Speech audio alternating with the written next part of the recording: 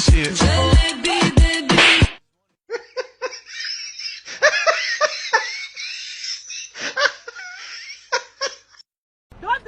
Don't run! Murife! Murife, don't run! Hey! Murife, don't run! Murife, don't run! Hey! Murife, don't run! Murife, don't run! Hey! Murife, don't run! 내 그래프는 포기고 Yeah, that's me 두 번, 세 번 피곤하게 자꾸 질문하지 마 내 장점이 뭔지 알아 바로 솔직한 거야 방금 내가 말한 On top of my head, they can't stab me in my back One man, two man, three man down Put that tater on that gun I'ma blaze you with no sound I won't chase you. We're going to hide the cheat phone in the toilet in the exam room. But the toilet in the exam room didn't have a tank. The two of them were sweating. They feel around for a place to hide their phones. Lynn steps on the lid of the toilet. She poked at the ceiling. The ceiling opens. God help me. While the toilet was empty, they hid their phones in the ceiling. The test begins. The two of them fill in the answers as fast as they can. Then they memorize the answers in their entirety. It's too much. It's too hard. When the break time comes, they quickly rushed into the toilet while no one was looking, taking their phones from the ceiling. They send the answers to their Thai teammates. Lynn quickly sends the answer, but the break is almost over. Bank still hasn't moved. What's going on?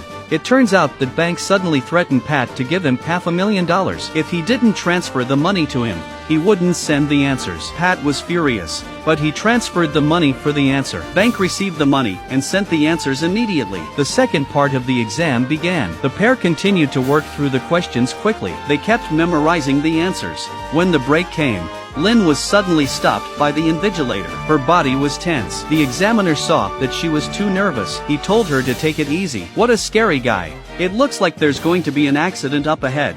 And sure enough, Bank arrives at the toilet. The pit where he put his phone was taken by someone else. Lynn arrives at the toilet. There's a long queue in front of the ladies' room. It was Lynn's turn. She rushed to get her phone and started passing out answers. The other Bank was even worse. He had to get in from the top of the cubicle. He reached up to the ceiling. He slowly pulls out his phone. Luckily, the man was concentrating on the toilet. He didn't notice him. He had delayed too long. There were numbers he couldn't remember. Lynn tried desperately to remember. She finally remembered. And here Bank has finished passing on the answers. He's about to put the phone back on the ceiling. But the toilet lid was of such poor quality. As a result, Bank stepped on the lid and broke it. Bank twisted his ankle and soaked his trouser leg. He lies on the floor for a long time, unable to get up. He struggles to get up and looks at the broken toilet seat. What was he going to do? It wasn't until a minute before the start of the exam. Bank returns to the exam room. Looking at Bank's wet trousers, Lynn had a bad feeling. And sure enough, the examiner was on patrol and found the broken toilet seat. He found the phone on the ceiling of the gents. He announced that someone had cheated. One by one, he checked, until he came to Bank and saw his wet pant leg. This was the strongest evidence that he had cheated. Bank was taken away. Now the essay part begins. Lynn is under a lot of pressure at the moment. Not only does she have to memorize the questions and key points, she also had to memorize all the answers from the first half of the test. Originally, she and Bank only had to memorize half of the answers each, but Bank got caught. Lynn had to carry all the pressure and recite all the questions. And she needed to leave the exam room early when she finished. Otherwise, it would be too late to pass the answers. But they don't allow early departures. What was she going to do? She looks at her pencil.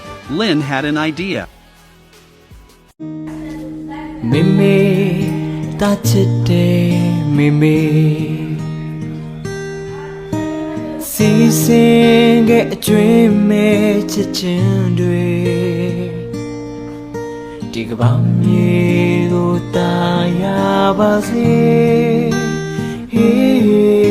Mimi, nikaula Mimi.